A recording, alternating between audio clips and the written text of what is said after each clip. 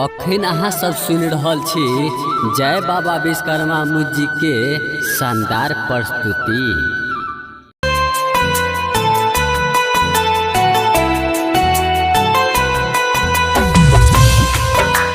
जान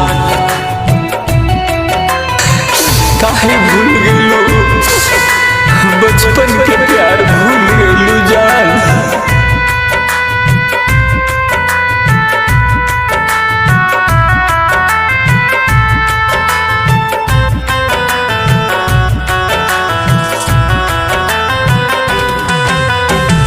बचपन के प्यार भूल गइलो जान।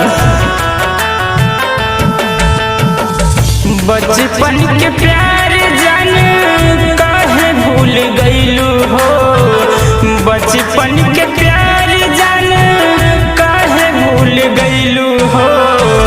चल गइलू छोड़ी हमके याद नाही कइलू हो। चल गइलू छोड़ी हमके याद नाही कइलू हो। बचपन के प्यार जाने काहे भूल गइलू। दिल पे क्या गुजरी वो अनजान क्या जाने, प्यार किसे कहते हैं वो नादान क्या जाने। हवा के साथ उड़ गया घर इस परिंदे का, कैसे बना था घोंसला वो तूफान क्या जाने। एक संग खेल कूद के भइनी सयान हो। हमके अकेला छोड़ी गइलू हमर जान हो। एक संग खेल कूद के भइनी सयान हो।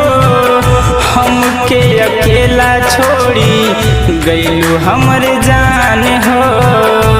तू तो पल में हंसाई हमके पल में रोइलू हो। बचपन के प्यार जान काहे भूल गइलू हो।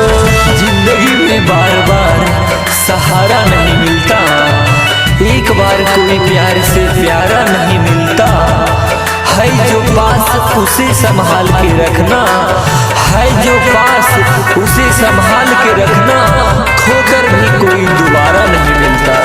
झूठा रहे वादा तोहर झूठा कसम हो। सह नाही पाइब दिहलू ऐसन जखम हो।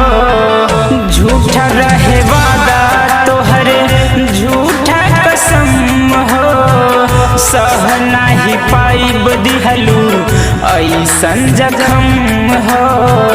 लब कुछ के दिल पर काहे खंजर चलैलू हो। बचपन के प्यार जान काहे भूल